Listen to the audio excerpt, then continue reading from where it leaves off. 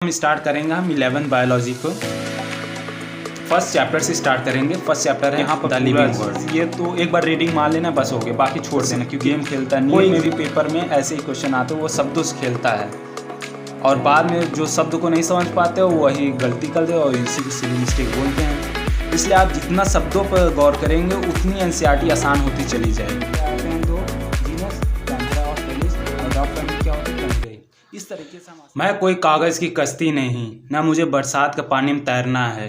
मैं तो पहाड़ जैसे जलयान हूँ, मुझे समंदर का छाती चीरना है। हेलो दोस्तों, कैसे हैं आप लोग? उम्मीद है आप सब बहुत अच्छे होंगे और बहुत मेहनत से पढ़ाई कर रहे होंगे ताकि इस बार नीट क्रैक करके आप अपने ड्रीम कॉलेज में जाकर अपना सपना पूरा कर सकें। दोस्तों, मैं आपका दोस्त अभिषेक कुमार बायोलॉजी के 7 पेज की सीरीज़ लेकर आपके सामने हाजिर हूँ।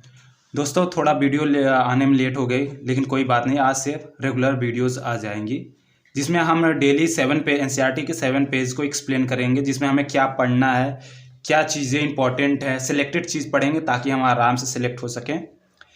हर पेज को हम एक्सप्लेन करेंगे, उसमें क्या चीज़ें इंपॉर्टेंट है, क्या चीज़ हमें पढ़ना है, क्या चीज़ हमें छोड़ना है, कोई एग्जाम्पल है उसको किस तरीके आसानी से याद कर सकते हैं उसके हम ट्रिक बताएंगे और बहुत आराम से बहुत आसानी से हम एनसीईआरटी को समझ करके याद कर सकेंगे। दोस्तों, आज से हम स्टार्ट करेंगे हम 11 बायोलॉजी को फर्स्ट चैप्टर से स्टार्ट करेंगे। फर्स्ट चैप्टर है द लिविंग वर्ड।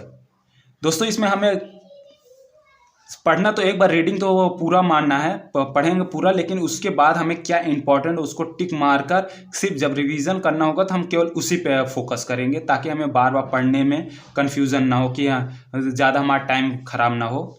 इसलिए हम टू द पॉइंट सेलेक्टेड चीज़ पढ़ेंगे और सेलेक्ट हो जाएंगे। नीट में सेलेक्ट होने का मेन रीज़न यही, इसके पीछे का रीज़न यही है कि अगर आप सेलेक्टेड चीज़ पढ़ रहे हैं और सही टाइम पर रिवीजन कर रहे हैं तो आपका सिलेक्शन पक्का हो जाएगा। अगर आप इसमें गड़बड़ कर रहे हो तो अगर सेलेक्टेड चीज़ बढ़िया चीज़ नहीं पढ़ रहे, जो टू द पॉइंट चीज़ नहीं पढ़ रहे हैं और रिवीजन नहीं कर रहे हैं तो आपका सिलेक्शन बहुत मुश्किल है। इसलिए हम ये सीरीज़ लाएँ जिसमें आपको पता हो कि हमें क्या चीज़ें पढ़ना है, और ताकि अगर हमें पता रहेगा हमें क्या चीज़ पढ़ना है तो हम समय निकाल के कम समय में उसको आराम से रिवीजन कर पाएंगे और आसानी से रिवीजन रहेगा तो हमें याद भी रहेगा ताकि हम अपने एग्ज़ाम में उसको बढ़िया से याद करके जाएं और पेपर दे के बढ़िया से आएँ और अच्छे नंबर लाकर नीट में सिलेक्शन ले लें। तो आइए हम लोग स्टार्ट करते हैं। हम पहले चैप्टर से द लिविंग वर्ड से स्टार्ट करेंगे। एक एक पेज को हम डेली 7 पेज को एक्सप्लेन करेंगे।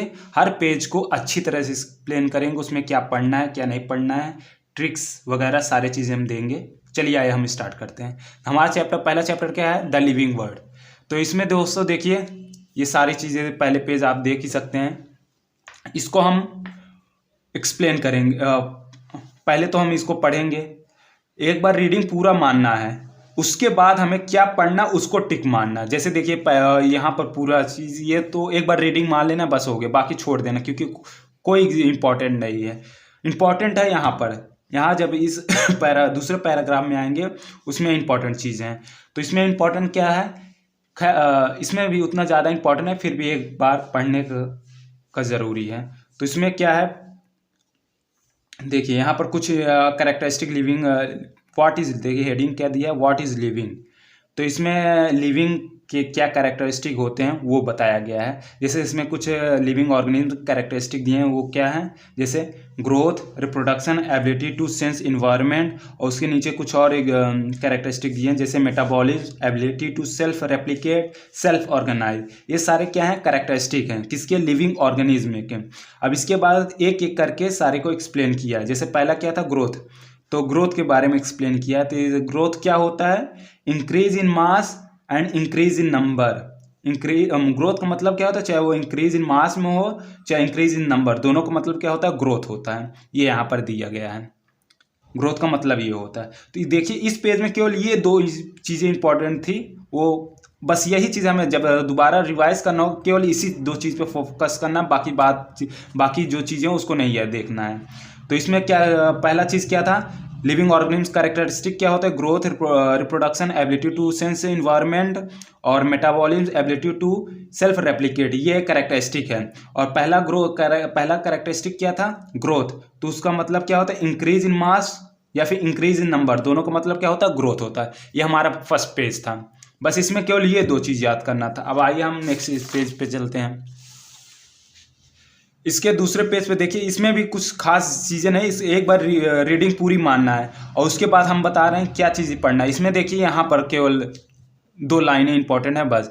यहाँ पर देखिए, non living object also grow if we take increase in body mass as the criteria for growth.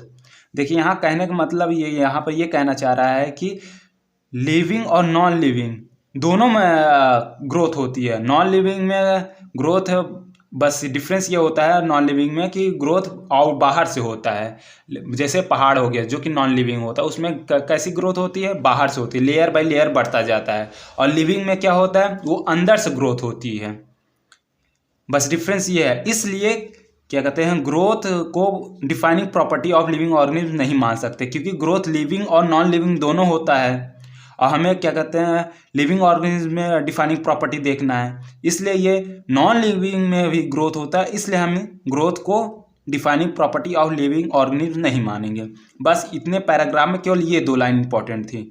उसके बाद नेक्स्ट कैरेक्टरिस्टिक क्या होता है, रिप्रोडक्शन। रिप्रोडक्शन में देखिए इतना पूरा पैराग्राफ है, तो इसको एक बार रीडिंग मानना, लेकिन कुछ खास इंपॉर्टेंट नहीं है। शुरुआत में क्या है, एग्जांपल दिए हैं वो कैसे उनका रिप्रोडक्शन होता है। जैसे फंजाई है तो उसका एसेक्सुअल रिप्रोडक्शन होता है, फिर ईस्ट है और हाइड्रा है, ये बडिंग से होता है।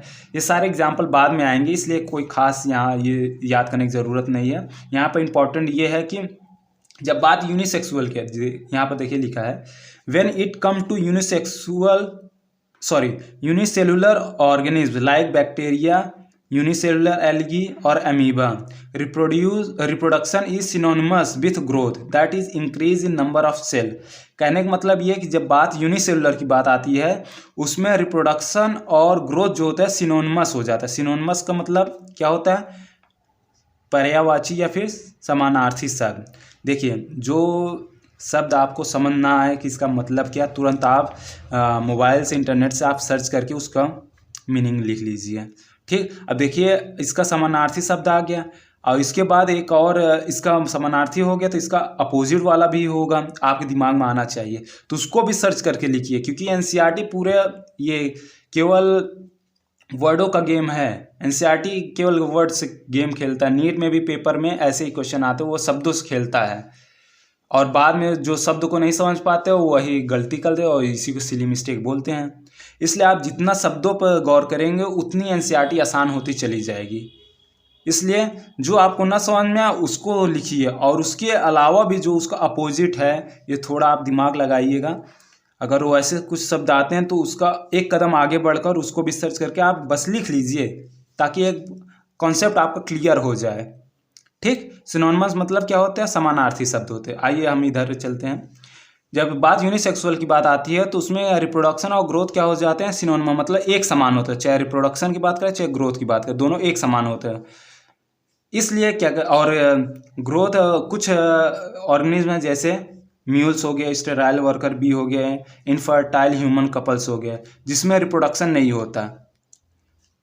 ठीक, तो इसलिए यहाँ पर ये 2 रीज़न होने के कारण जिसमें यूनिसेक्सुअल में रिप्रोडक्शन और ग्रोथ दोनों एक समान होते हैं, सिनोनिमस मतलब समानार्थी हो जाते हैं, एक समान हो जाते हैं, और कुछ ऑर्गेनिज्म जिसमें रिप्रोडक्शन ही नहीं होता है, इसलिए रिप्रोडक्शन को भी डिफाइनिंग कैरेक्टरिस्टिक लिविंग ऑर्गेनिज्म का नहीं मानेंगे। ठीक, इतना समझ में आ गया। इसके बाद next characteristic of living organism है मेटाबॉलिज्म। इस पेज में तो मेटाबॉलिज्म के लिए कुछ नहीं खास इंपॉर्टेंट है, तो आप देख सकते हैं कि कुछ चीज़ें इंपॉर्टेंट, इस पेज में केवल कुछ चीज़ें इंपॉर्टेंट, जैसे एक लाइन यहाँ पर, एक लाइन यहाँ पर, फिर 1-2 लाइन यहाँ पर भी इंपॉर्टेंट था। तो इस तरीके से केवल इंपॉर्टेंट चीज़ को आप टिक मार दीजिए, जिसे आप बाद में रिवीजन करने में आसानी हो। तो इस तरीके से आप अपना समय बचा सकते हैं। तो आइए आगे हम बढ़ते हैं। तो मेटाबॉलिज्म क्या होता है, देखिए यहाँ पर लिखा है, the sum total of all chemical reaction occurring in our body is metabolism. No non-living organism exhibit metabolism. Metabolism reaction can be demonstrated outside the body in cell-free system. An isolated metabolism reaction outside the body of an organism performed in a test tube is neither living nor non-living. Hence, while metabolism is the defining feature of all living organisms without exception. Isolated metabolic reaction in vitro or non-living things but surely living reaction. Hence cellular organization of the body is defining feature of the life form. तो यहाँ पर देखिए क्या कहते हैं, metabolism जो है defining feature of the life form होता है। इसके पीछे का मेन रीजन क्या होता है, क्योंकि मेटाबॉलिज्म नॉन लिविंग में नहीं होता है, ठीक। और अगर मेटाबॉलिज्म रिएक्शन जो होता है अगर उसको हम बाहर करते हैं, बॉडी बाहर करते हो, वो नॉन लिविंग थिंग्स होगा लेकिन वो लिविंग रिएक्शन होगा, इसलिए क्या कहते हैं, इसे हम डिफाइनिंग प्रॉपर्टी फीचर मानते हैं। अब देखिए यहाँ पर मेटाबॉलिज्म, ऊपर मेटाबॉलिज्म में लिखा है मेटाबॉलिज्म इज डिफाइनिंग फीचर, और नीचे एक और लाइन लिखा है cellular organisation of body is the defining feature of the life form.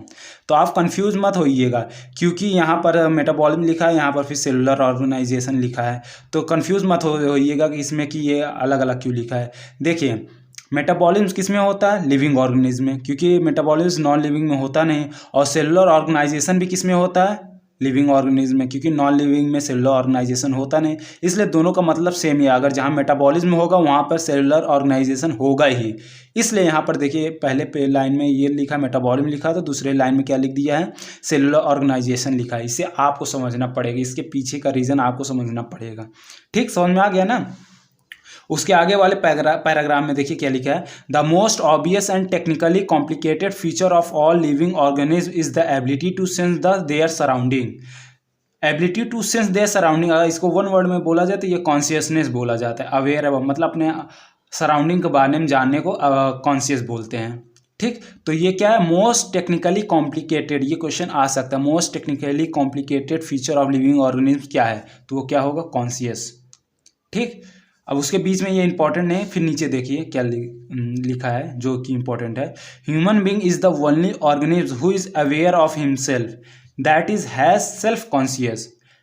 पूरे अर्थ पे ह्यूमन बीइंग ही ऐसा ऑर्गेनिज्म है जो क्या कहते हैं, सेल्फ अवेयर है, मतलब सेल्फ कॉन्शियस नहीं है, वो खुद के पास सराउंडिंग बारे में तो पता ही है लेकिन वो उसे खुद के बारे में भी पता है।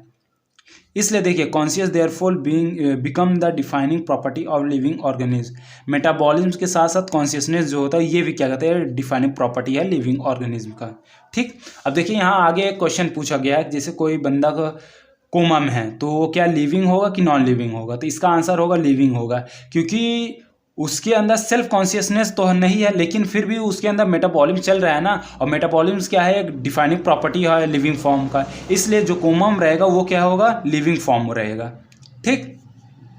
उसके बाद देखिए यहाँ पर living organism are self replicating, evolving and self regulating interactive system capable of responding to external stimuli. और biology is the story of the life form. Biology क्या है, story of the life form, ठीक। इस page में इतना important था। अब आइए हम नेक्स्ट पेज में चलते हैं। देखिए इस पेज में क्या क्या चीज़ें इंपॉर्टेंट होगा बस हम उसे पढ़ेंगे, बाकी एक बार रीडिंग मार लेंगे बस, कोई ज़्यादा चीज़ें छोटी छोटी चीज़ें उसको याद करना है बस, हो गया। जैसे इस पैराग्राफ में देखिए ये चीज़ इंपॉर्टेंट है, the number of species that are known as describe range between 1.7 to 1.8 million. मतलब वो नंबर ऑफ स्पीसीज जो हमें पता है वो टोटल कितने 1.7 to 1.8 मिलियन है, जिसे हम क्या बोलते हैं, बायोडाइवर्सिटी बोलते हैं। ये चीज़ें इंपॉर्टेंट, ये आ सकता है क्वेश्चन में, आ सकता है नीट के एग्जाम में ये क्वेश्चन आ सकता है कि टोटल नंबर ऑफ स्पीसीज जिसे हमें पता है तो 1.7 to 1.8 मिलियन है, ठीक। उसके बाद यहाँ पर ये सारी चीज़ें बस रीडिंग मान लेना, बाकी छोड़ देना। बाकी यहाँ पे इंपॉर्टेंट क्या है, नोमेनक्लेचर। नोमेनक्लेचर क्या मतलब, क्या होता है, किसी ऑर्गेनिज्म का नेमिंग करना ताकि उस पूरे वर्ल्ड में उस ऑर्गेनिज्म का केवल एक नाम हो, ताकि उस नाम से पूरे दुनिया में एक ऑर्गेनिज्म को पहचाना जा सके। और नेक्स्ट क्या है, आइडेंटिफिकेशन। आइडेंटिफिकेशन ये होता है कि जैसे किसी ऑर्गेनिज्म का नाम दे दिया गया है तो उसके साथ कुछ कैरेक्टर जोड़ रहे हैं, पता होना चाहिए, ताकि जिससे पता चल सके कि इसका नाम क्या। जैसे सांप हो गया, सांप का तो हमें एक सिलेंडर टाइप का ऑर्गेनिज्म जिसके पैर नहीं होते, ये पता चल गया कि हाँ हमने उसका नाम दे दिया सांप। अब आइडेंटिफिकेशन के लिए हमें क्या पता होना चाहिए कि हाँ सांप सिलेंड्रल होता है, उसके पैर नहीं होते हैं, ठीक। ये सारे कैरेक्टर हमें पता होने चाहिए, तब जाकर हम पता करेंगे कि ये क्या है, उसका नाम क्या है, तो इसे क्या बोलते हैं, आइडेंटिफिकेशन, ठीक। उसके बाद ये कुछ फॉर्मूले फुल फॉर्म है, उसे याद करना पड़ेगा। ICBN आ सकते हैं, तो ICBN का फुल फॉर्म क्या है, international code for botanical nomenclature. ये ICVN का फुल फॉर्म है, और ऐसे ही ICZN का है तो international code of zoological nomenclature, ये ICZN का फुल फॉर्म हो गया। अब देखिए नोमेनक्लेचर किस सिस्टम से करते हैं, तो उसका किस सिस्टम के अकॉर्डिंग करते हैं, बाइनोमियल नोमेनक्लेचर। ठीक, इसके अकॉर्डिंग हम नोमेनक्लेचर किसी ऑर्गेनिज्म का नेमिंग करते हैं। तो इसमें दो कंपोनेंट होता है, पहला जेनेरिक नेम, दूसरा स्पेसिफिक एपिथेट। और इसे कि बाइनोमियल नोमेनक्लेचर किसने दिया था, कैरोलस लिनियस ने दिया था। ठीक, बस इसमें इस पेज में इतने ही इंपॉर्टेंट थे, 4-5 चीज़ें जो थे वही सारे इंपॉर्टेंट थे, बाकी इतना पेज में केवल रीडिंग मान लेना, बाकी छोड़ देना है। ठीक, इस पेज में ये इंपॉर्टेंट थे। आइए हम नेक्स्ट पेज पे चलते हैं। अब इस पेज में देखिए बाइनोमियल नोमेनक्लेचर के कुछ रूल्स दिए हैं, उसके अकॉर्डिंग हम नेमिंग करते हैं। तो पहला रूल क्या है, biological name are generally in Latin and written in italic form. तो जो नेमिंग हो तो वो किस में होता है, लैटिन में होता है, उसको इटैलिक फॉर्म में लिखते हैं। ठीक, और दूसरा रूल क्या है, the first word in biological name represent the genus while the second component denote the specific epithet. तो पहला वर्ड क्या होगा, पहला कंपोनेंट क्या होगा, जीनस होगा, दूसरा कंपोनेंट क्या होगा, स्पेसिफिक एपिथेट। जैसे यहाँ देखिए मैंजीफेरा इंडिका जो कि मैंगो का साइंटिफिक नेम है, तो इसमें पहला कंपोनेंट क्या है, ये जीनस को रिप्रेजेंट कर, मैंजीफेरा जो है जीनस है, और इंडिका क्या है, स्पेसिफिक एपिथेट है। ठीक, ये थर्ड रूल हो गया। फोर्थ रूल क्या है, the first word denoting the genus starting with a capital letter while the specific epithet start with a small letter. ठीक, तो इसमें ये बोल रहा है जो जीनस का फर्स्ट लेटर होगा वो कैपिटल लेटर में होगा, जो स्पेसिफिक एपिथेट का होगा वो स्मॉल लेटर से स्टार्ट होगा। ठीक, ये 4 रूल्स थे। उसके बाद देखिए कुछ जैसे कोई साइंटिफिक नेम है उसके आगे साइंटिस्ट का शॉर्टकट नेम लिखा है, इसका मतलब क्या है, तो यहाँ हम देखे पढ़ते हैं, name of the author appear after the specific epithet that is at the end of the biological name and is written in an abbreviated form, example Mangifera indica Linn. It indicate that species was first describe by Linnaeus. इसका मतलब जो scientific name biological name है उसके बाद में जो नाम लिखा रहेगा वो डिनोट करता है इन्होंने सबसे पहले डिस्क्राइब किया था। ठीक, इसके आगे हम चलते हैं। Classification is the process by which anything is grouped into convenient categories based on some easily observable characters. ठीक, ये हो गया। देखिए जो चीज़ हम बता रहे यही इंपॉर्टेंट, बाकी एक बार आपको रीड कर लेना हो गया। ठीक, अब देखिए the process of classification is taxonomy. उस क्लासिफिकेशन को क्या किस प्रोसेस कर उसी को हम क्या बोलते हैं, टैक्सोनॉमी बोलते हैं। और किस बेसिस पे करते हैं ये सारे उसके कुछ दिए हैं, जैसे एक्सटर्नल एंड इंटरनल स्ट्रक्चर के बेसिस पे, along with the structure of cell development process, ecological information of organism are essential and form the basis of modern taxonomic studies। उसको क्लासिफिकेशन किस बेसिस पे करते हैं, ये सारे इस बेसिस थे, इंटरनल, एक्सटर्नल और structure of cells, development process और इकोलॉजिकल इंफॉर्मेशन के बेसिस पे इसको हम क्लासीफाई करते हैं। ठीक, उसके बाद नेक्स्ट देखिए टैक्सोनॉमी के प्रोसेस जो है उसके सीक्वेंस, ये बहुत इंपॉर्टेंट है, ये पूछा जाता है। तो जो सीक्वेंस है वो 4 स्टेप में दिया गया है। देखिए पहला क्या होगा स्टेप, कैरेक्टराइजेशन, दूसरा स्टेप आइडेंटिफिकेशन, तीसरा स्टेप क्लासिफिकेशन, चौथा स्टेप क्या होगा, नोमेनक्लेचर। ठीक, ये प्रोसेस हैं टैक्सोनॉमी के। ठीक, इतना होगा, ये सीक्वेंस इसका पूछ सकता है एग्जाम में और पूछता भी है। ठीक, उसके बाद सिस्टमैटिक आता है। सिस्टमैटिक मतलब क्या होता है, जो क्लासिफिकेशन हुआ है तो उसमें हम केवल ऑर्गेनिज्म को जानते हैं, और सिस्टमैटिक क्या होता है, ऑर्गेनिज्म के बीच में जो रिलेशनशिप होता है उसके बारे में जानते हैं। जैसे यहाँ देखिए systematic take into account evolutionary relationship between organism के बीच में जो रिलेशन है उसके बारे में स्टडी करते हैं हम सिस्टमैटिक्स में। ठीक, उसके बाद नेक्स्ट आता है taxonomic categories. Classification is not a single step process but involve hierarchy of step in which each step represent a rank और कैटेगरी। कहने का मतलब क्लासिफिकेशन जो होता है केवल सिंगल स्टेप प्रोसेस नहीं है, इसमें कई स्टेप इन्वॉल्व होते हैं, जिसे हर स्टेप को क्या बोलते हैं, रैंक और कैटेगरी बोलते हैं, जिसे टैक्सॉन भी बोलते हैं। मतलब रैंक, कैटेगरी और टैक्सॉन तीनों एक ही हैं, और इसी के क्या each category refer as a unit of classification. चाहे कैटेगरी बोलते, चाहे रैंक बोलते, चाहे टैक्सॉन बोलते, और यही क्या है, यूनिट ऑफ क्लासिफिकेशन। अगर यूनिट ऑफ क्लासिफिकेशन पूछा जाए तो क्या हम बताएंगे, टैक्सॉन या फिर रैंक या फिर कैटेगरी। ठीक, उसके आगे देखिए यहाँ पर भी दिया है वही, ईच रैंक और taxon in fact represent a unit of classification. ठीक, उसके आगे हम चलेंगे तो यहाँ देखिए species as the lowest category. जब हम इसको क्लासिफिकेशन करते हैं तो अलग अलग कैटेगरी आते हैं, तो उसमें स्पीसीज जो आता है वो सबसे लोवेस्ट कैटेगरी होती है। ठीक, अब आइए हम स्पीसीज के बारे में पढ़ते हैं। तो पहली चीज़ हमें पता चल ये लोवेस्ट कैटेगरी होता है। ठीक, देखिए यहाँ कुछ एग्जांपल दिया है, जैसे Mangifera indica, solanum tuberosum potato बोलते हैं, पैंथेरा लियो लायन। ये सारे जो बायोलॉजिकल नेम है इसको याद करना पड़े, क्योंकि ये अगर इसमें दे दिया तो नीट में वो पूछ सकता है और आते भी हैं। ठीक, जिसमें देखिए मैंजीफेरा पहला वर्ड क्या हो गया, जीनस हो गया, लास्ट में जो है ये क्या है, स्पीसीज है। ठीक, ईच जीनस में हैव वन और more than one specific epithet representing different organism but having morphological similarity.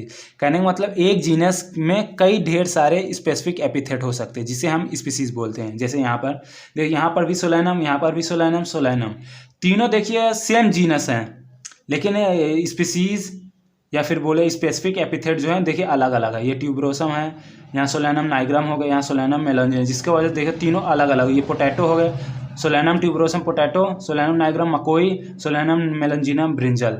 देखिए ये मैंने खुद से नहीं लिखा, यहाँ देखिए नीचे लिखा है Solanum include species like nigrum and melongena. देखिए यहाँ आ गया ना, तो ये आपको ढूंढ कर लिखना है कि इसके कॉमन नेम क्या है। अगर इसमें अगर नाम आ गए तो एनसीईआरटी नीट में पक्का क्वेश्चन आ सकता है, वहाँ पर ये नहीं कह सकते आउट ऑफ कोर्स था। तो ये आपकी जिम्मेदारी बनता है, अगर यहाँ कोई बायोलॉजिकल नेम है तो उसका कॉमन नेम क्या होगा वो आपको पता करना चाहिए। ठीक, समझ में आ गया। उसके बाद नेक्स्ट क्या है, जीनस। ठीक, genus comprises a group of related species which has more character in common in comparison to species to other genera. ठीक, we can say that genera are aggregated of closely related species. मतलब genus जो होता है group होता है closely related species का। For example potato and brinjal are two different species. Potato और brinjal दो डिफरेंट स्पीसीज हैं। ठीक, different species but belong to the genus solanum. देखिए पोटैटो ब्रिंजल दोनों अलग अलग स्पीसीज है, लेकिन क्या कहते हैं सेम जीनस से बिलोंग करते हैं, और जीनस क्या है, सोलैनम। ठीक, समझ में आ रहा है ना। ठीक, अब वही सेम टू सेम देखो, लायन का है पैंथेरा लियोस बायोलॉजिकल नेम है, लेपर्ड का पैंथेरा पार्डस होता है, टाइगर का पैंथेरा टाइग्रिस होता है। देखिए इन तीनों का क्या जीनस सेम है, लेकिन जीनस क्या है, पैंथेरा पैंथेरा पैंथेरा, लेकिन स्पीसीज क्या है, लियो पार्डस टाइग्रिस अलग अलग है। ठीक, ये हो गया। अब देखिए कैट का जीनस क्या होता है, फेलिस होता है। ठीक, ये सारे जो कॉमन बायोलॉजिकल नेम है इसको याद करना पड़ेगा, क्योंकि ये सारे पूछे जा सकते हैं और पूछा जाता भी है। ठीक, उसके बाद क्या आता है, family. Family as a group of related genera with still less number of similarities as compare to genus and species. Families are characterised on the basis of both vegetative and reproductive feature of the plant species. ठीक, अब देखिए यहाँ पर क्या है, among plant for example 3 different genera solanum petunia धतूरा are placed in family solanaceae। solanaceae family उसमें कौन किस जीनस के आते हैं, सोलैनम पिटूनिया धतूरा। ठीक, यहाँ समझ रहे हैं ना। सोलनेसी फैमिली में तीन जीनस आते हैं, सोलैनम पिटूनिया धतूरा। देखिए यहाँ पर ये दिया है। ठीक, उसके बाद देखिए among animal for example genus Panthera comprising lion tiger leopard is put along with genus Felis cat in the family Felidae. देखिए यहाँ थोड़ा कॉम्प्लेक्स कर दिया, नहीं समझ में आ रहा है, तो यहाँ पर हम आपको आसान शब्दों में बता देते हैं। फेलिडे जो फैमिली है उस फैमिली में 2 जीनस आते हैं, जो कि पैंथेरा होता है और फेलिस होता है, जो कि कैट की फैमिली जीनस है। इस फैमिली फेलिडे फैमिली में ये 2 जीनस आते हैं। तो यहाँ पर देखिए ये 2 लाइन थोड़ा कॉम्प्लेक्स टाइप का है, लेकिन उसका आसान शब्दों में ऐसे है। आप तो इस तरीके लिख सकते हैं ताकि बाद में रिवीजन करने में बहुत आसानी हो। और नीचे देखिए फेलिडे और कैनिडे, ये डॉग कैट और डॉग की फैमिली है।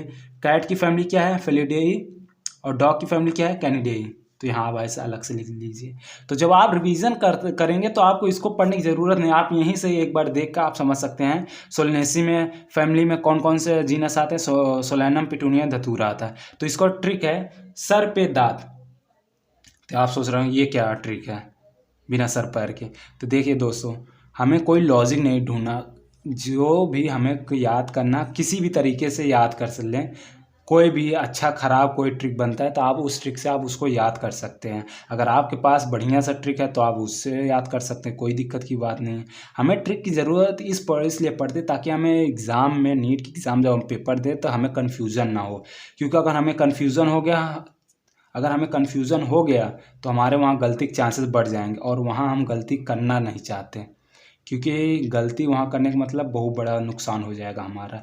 इसलिए हम ये ट्रिक लाते हैं ताकि हम आसानी से चीज़ों को याद करें, क्योंकि ट्रिक से ये होता है कि हमें हिंट मिल जाता है और हमें हिंट की ज़रूरत है, बाकी हमें तो याद ही रहता है ना कि इसका एग्जाम्पल ये होगा। ठीक, सर पे दांत, सर सोलेनम पे मतलब पिटूनिया, दांत मतलब धतूरा, ये 3 एग्जाम्पल है। और फेलिडेली फैमिली में क्या आते हैं 2 जीनस, पैंथेरा और फेलिस, और डॉग फैमिली क्या होती है, कैनिडाई। इस तरीके से हम आसान शब्दों में ये सारे याद कर सकते हैं। ठीक, समझ में आ गया दोस्तों?